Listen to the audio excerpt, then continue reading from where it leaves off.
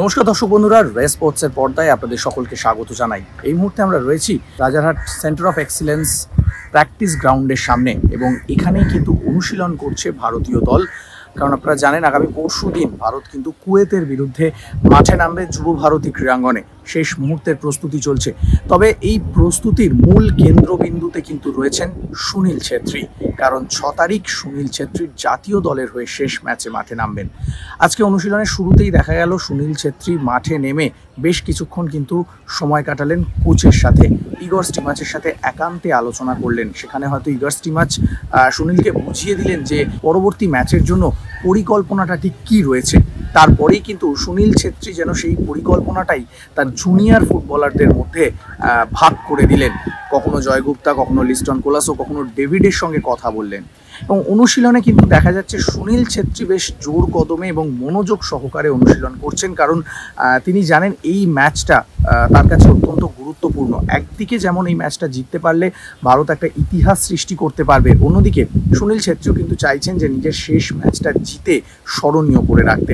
তাই অনুশীলনে যথেষ্ট মনোযোগ সহকারে তিনি প্রস্তুতি নিলেন। এবং তার পাশাপাশি আমরা দেখলাম সুনীল ছেত্রী কিন্তু বেশ চনমনে মেজাজেই রয়েছে। যেরকম ফুটবলের অনুশীলনগুলোতে দেখা যায় যে শুরুর দিকে শারীরিক কসরতের জন্য বিভিন্ন ধরনের গেমস বা এই জাতীয় অনুশীলন হয়, এবং তখন কিন্তু সুনীলকে দেখা গেল যে কখনো হালকা শরীরী ভাষায় নাচের ভঙ্গিতে প্রিয় ফুটবলারদের সঙ্গে, সতীর্থদের সঙ্গে সেই মজা খুনসুটির মুহূর্তগুলো কিন্তু ভাগ করে নিলেন তিনি। ফলে বোঝাই যাচ্ছে সুনীল ছেত্রী একদিকে যেমন এই শেষ ম্যাচটাতে সম্পূর্ণ মনোনিবেশ করতে চাইছে, অন্যদিকে জাতীয় দলের শিবিরে বা জাতীয় দলের অনুশীলনে কিন্তু শেষ সময়টুকু একেবারে সকলের সাথে, সতীর্থদের সাথে কিন্তু হাসি মজা ঠাট্টার মধ্যেই কাটাতে চাইছেন।